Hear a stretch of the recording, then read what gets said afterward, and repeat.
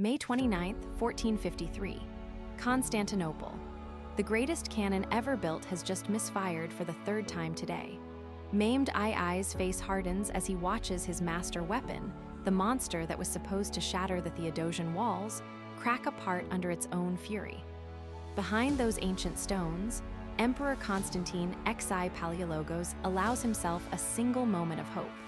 For 53 days, the walls have held. The Ottoman army, over 80,000 strong, has thrown everything at this city, and the walls still stand. But here's what they didn't teach you in history class. What if they continue to stand? What if, in our timeline, Constantinople never fell? Imagine a world where the Byzantine Empire survived, where the Romans never truly died, where the trajectory of European history, the Renaissance, the age of exploration, the very balance of power between Christianity and Islam, all of it pivoted on this single moment. This isn't fantasy. This is alternative history grounded in terrifying possibility. Because the Siege of Constantinople was far closer to failure than you've been led to believe. To understand what we lost, or rather, what we might have kept, you need to understand what Byzantium truly was. This wasn't some faded relic of ancient Rome. This was a civilization that had survived for over 1,000 years through adaptability, cunning, and sheer will. While Western Europe descended into the Dark Ages after Rome's fall in 476 AD, Constantinople became the richest, most sophisticated city on Earth. Its walls had repelled siege after siege. Arabs, Bulgars, Avars, Rus, all had broken against those stones. The Byzantine Empire preserved Roman law, Greek philosophy, and Christian theology when Western Europe was burning books and forgetting how to build in stone. Its universities taught medicine, mathematics, and astronomy, while medieval kings could barely sign their own names. Its diplomacy was so sophisticated it gave us the word Byzantine itself.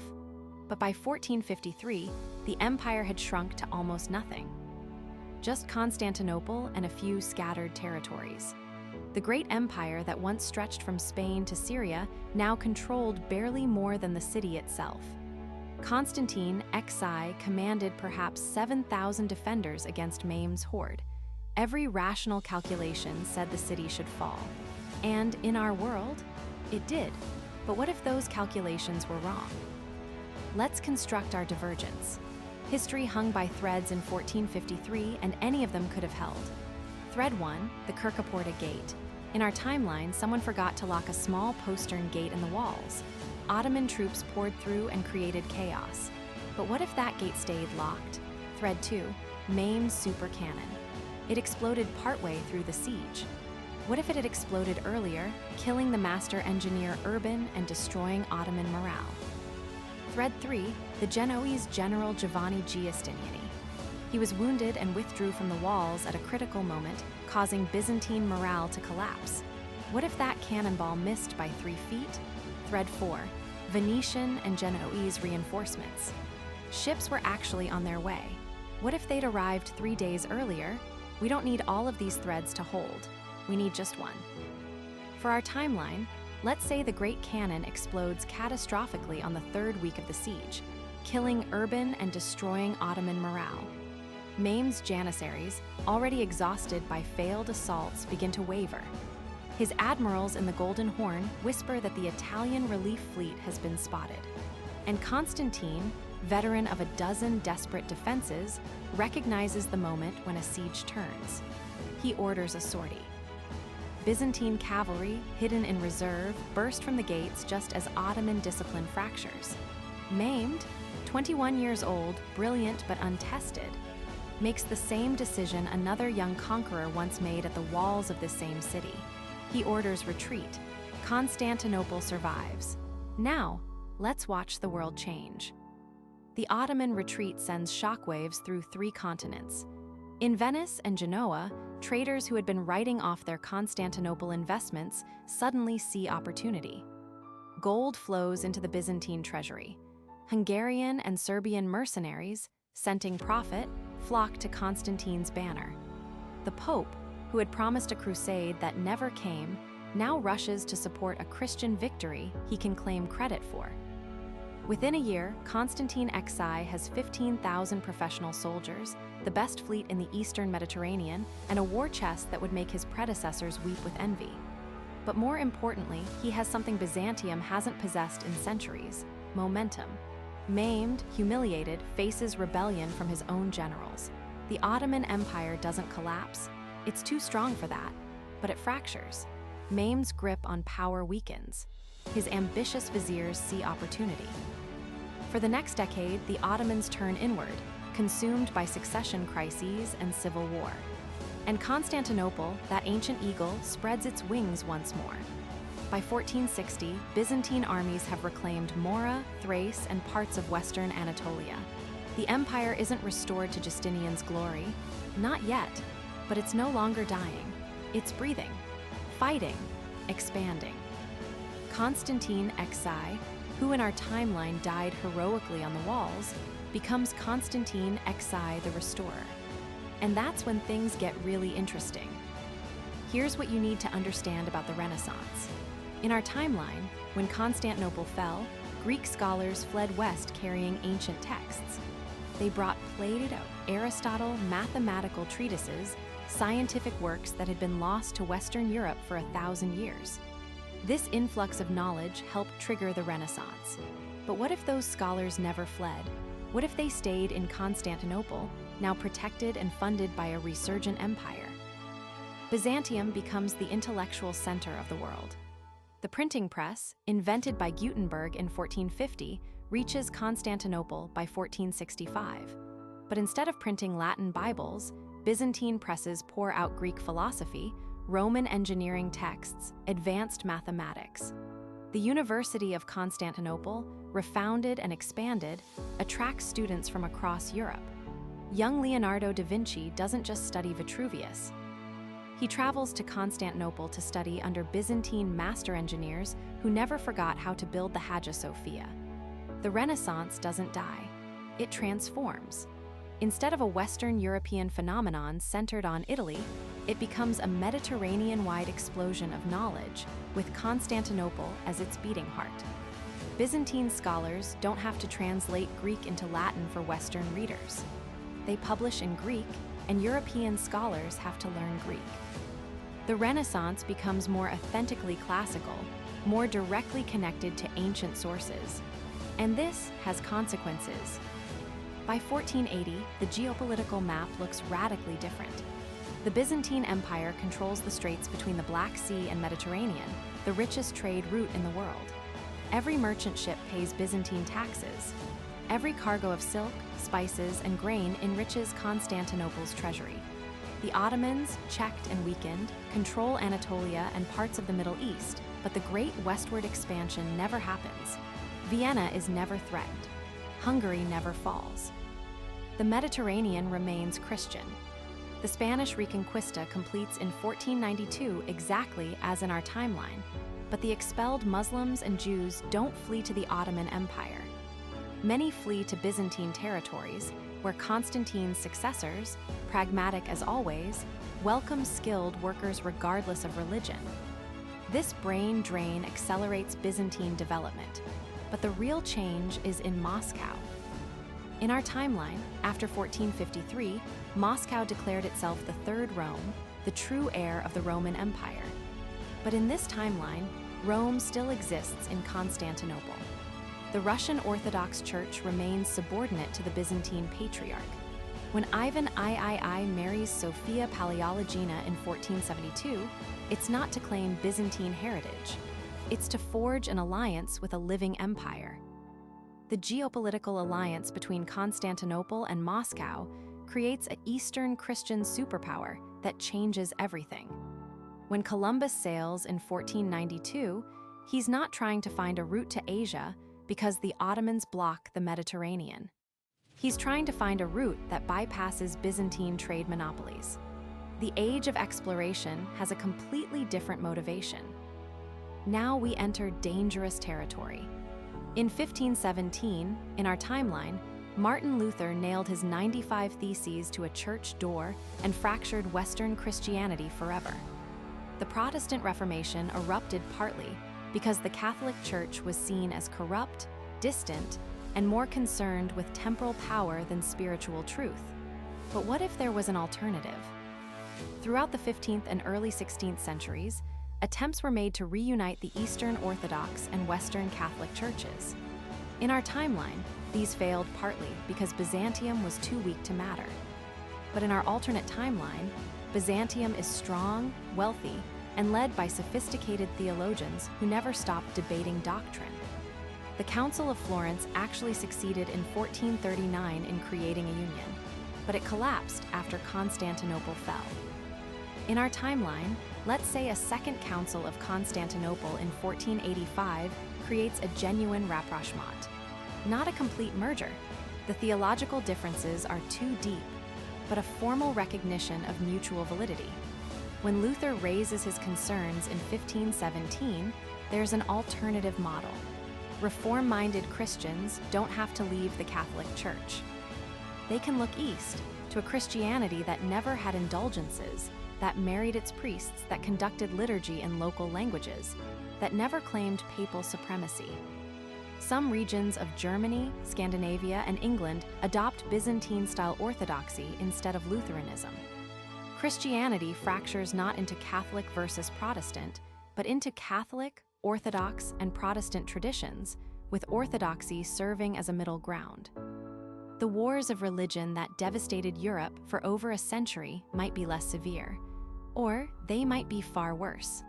Three-way conflicts are always more complex. But let's not forget Mehmed. History remembers him as Mehmed the Conqueror, but in our timeline, he's Mehmed the Checked. The young sultan who failed at Constantinople doesn't give up.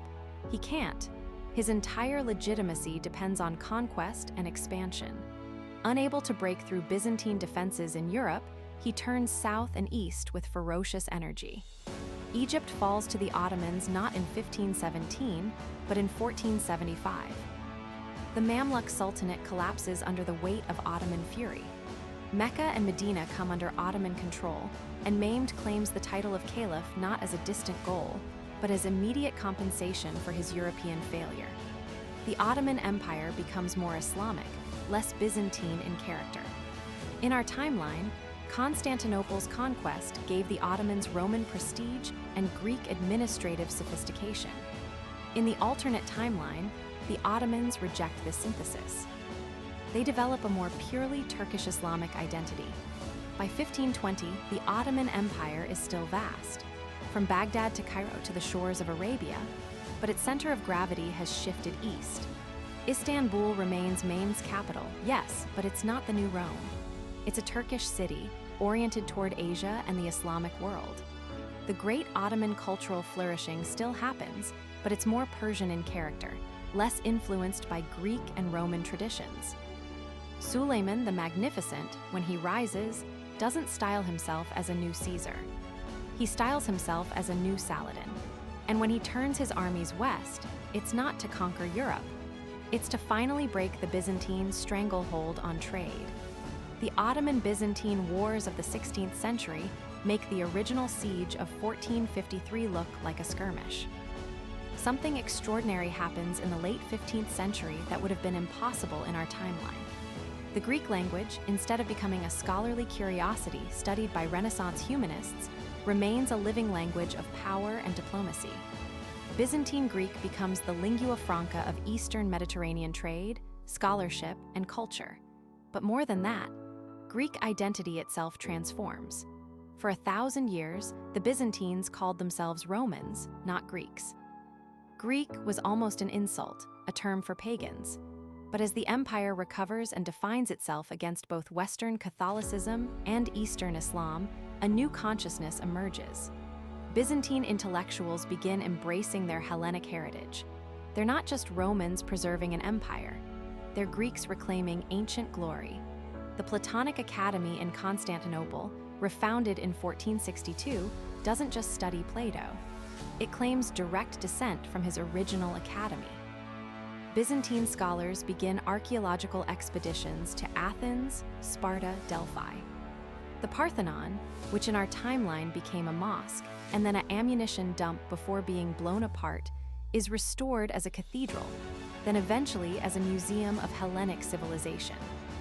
By 1500, the Byzantine Empire is undergoing a cultural transformation as profound as the Italian Renaissance. It's a Greek Renaissance, drawing on Homer and Herodotus, on Athenian democracy and Spartan discipline, on Greek philosophy and Greek art. And this Greek revival doesn't stay contained in Constantinople. It spreads through the Orthodox world. Greek becomes the language of prestige in Russia, Bulgaria, Serbia. Ancient Greek philosophy, mediated through Byzantine Christianity, shapes Eastern European thought in ways Latin scholasticism shaped the West. When Copernicus develops his heliocentric model, he publishes in Greek as well as Latin, specifically for the Byzantine audience who never forgot that Aristarchus of Samos proposed heliocentrism 18 centuries earlier. When Spanish and Portuguese explorers reach the Americas, they bring European diseases, technology, and ambition. This doesn't change in our alternate timeline. But who else joins the colonial rush? In our history, the Eastern Mediterranean was largely absent from the age of exploration. The Ottomans had no need.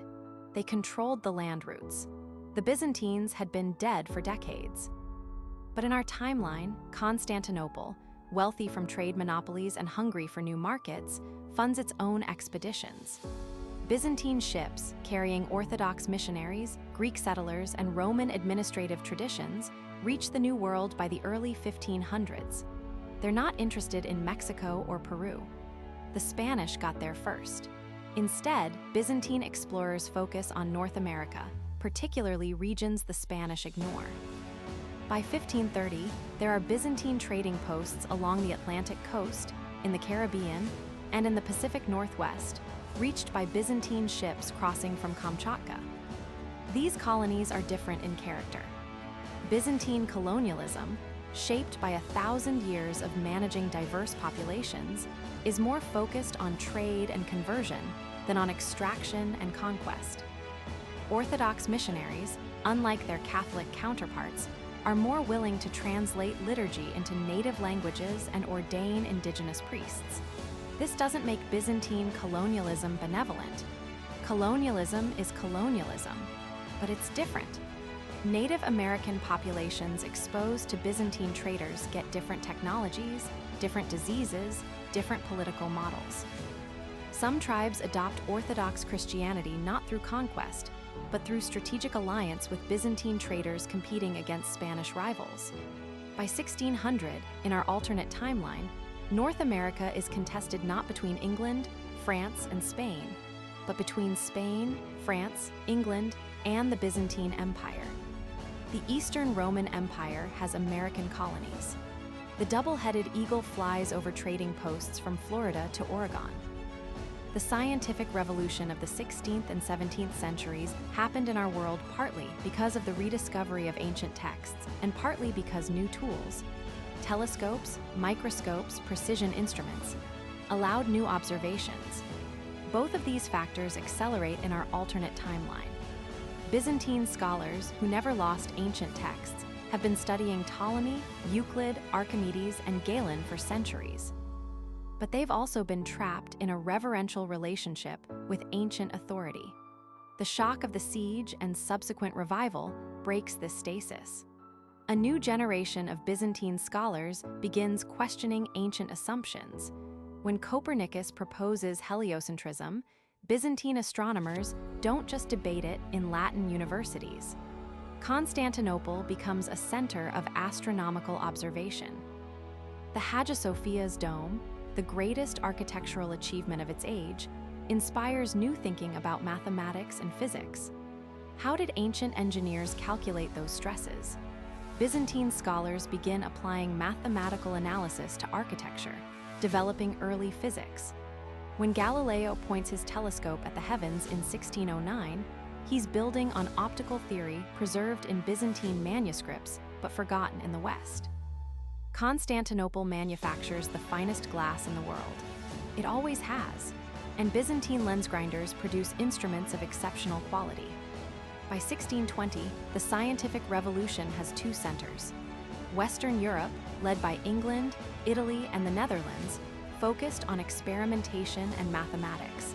and Constantinople, led by the Byzantine Academy of Sciences, focused on integrating ancient wisdom with new observations.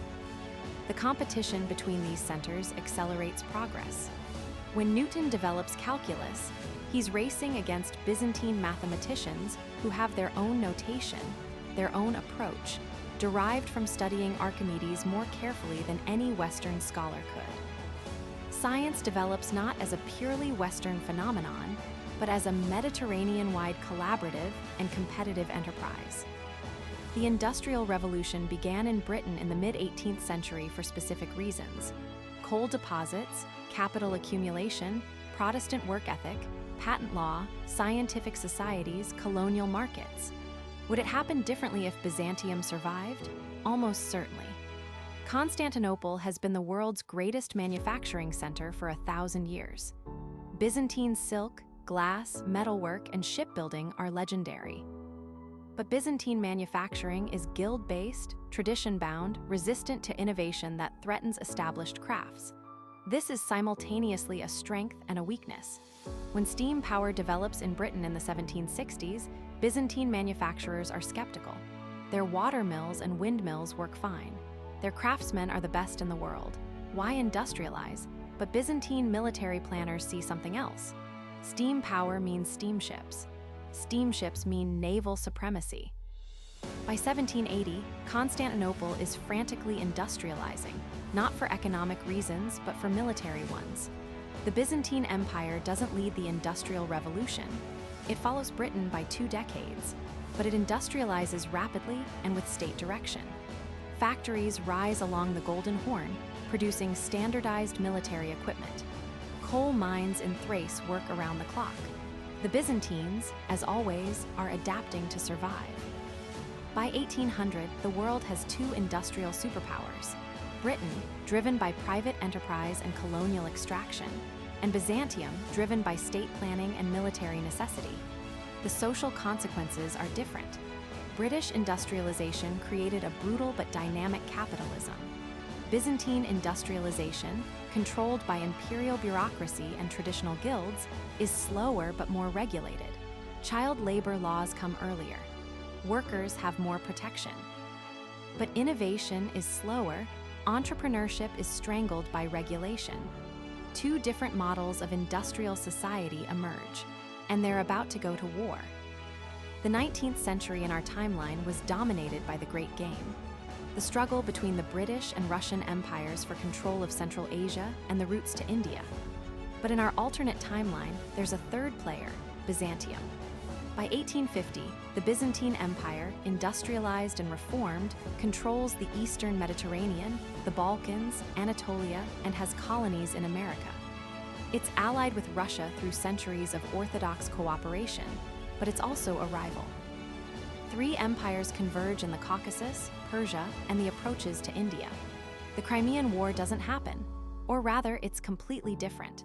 Instead of Britain and France fighting Russia to preserve the Ottoman Empire, it's a 3-way struggle between Britain, Russia, and Byzantium for control of the Black Sea trade routes. The American Civil War gets more complicated too. The Confederacy seeks recognition from European powers. Britain wavers, France considers intervention. And Byzantium, with its Orthodox colonies in North America and its dependence on cotton imports, makes its own calculations. Byzantine intervention in the Civil War on the Union side, motivated by opposition to slavery, which Orthodox theology never endorsed as strongly as some Protestant denominations, changes the diplomatic balance. By 1870, the world is multipolar in a way it never was in our timeline. The British Empire, the Russian Empire, the Byzantine Empire, the United States, a newly unified Germany, and Japan all vie for influence. The stage is set for a catastrophe far worse than anything that came before. Because in our timeline, World War I started over Balkan tensions and Ottoman decline. In the alternate timeline, the Balkans aren't declining. They're the western frontier of a resurgent Roman Empire. And when an assassin's bullet strikes in Sarajevo, the whole world burns. So what did we gain in this alternate history? And what did we lose? We gained a world where classical civilization never truly died.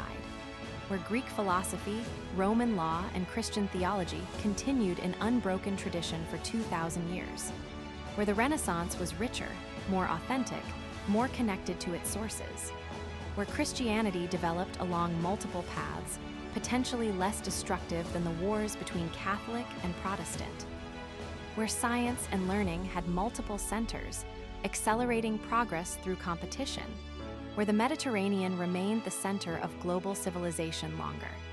We gained a world where Orthodox Christianity shaped modernity as much as Protestantism, where Greek might be as important as English as a global language, where ancient wisdom and modern science merged more smoothly. But what did we lose? We lost the Ottoman Golden Age, that remarkable synthesis of Turkish, Persian, and Arab cultures. We lost the specific character of the Renaissance, which was partly about recovery and rediscovery. Harder when there's no loss to recover from. We might have lost some of the dynamism of Western capitalism, slowed by Byzantine regulation and tradition. We certainly created new conflicts. Three-way religious wars, Byzantine-Russian rivalry, a different and possibly bloodier World War I, and here's the deepest question. Would the world be better or just different? The Byzantine Empire was sophisticated, cultured, and civilized. It was also autocratic, bound by tradition, and deeply resistant to change. It preserved much. But did it innovate? That tension between preservation and progress defines Byzantium. And perhaps that's the real lesson. The fall of Constantinople in 1453 was a tragedy. Irreplaceable knowledge was lost, beautiful art destroyed, and ancient civilization extinguished. But it was also a release of energy. Those fleeing scholars helped ignite the Renaissance. The Ottoman Empire, for all its flaws, created its own magnificent culture. Sometimes, destruction creates space for new growth. Or maybe that's just what we tell ourselves to accept what we've lost. Stand with me one more time on those walls in May 1453. Feel the stones beneath your feet, stones that have stood for 1,000 years. Hear the cannon fire, the shouting armies, the prayers of desperate defenders. And know that in that moment, history balanced on a knife's edge. In our world, it fell one way, but it could have fallen another.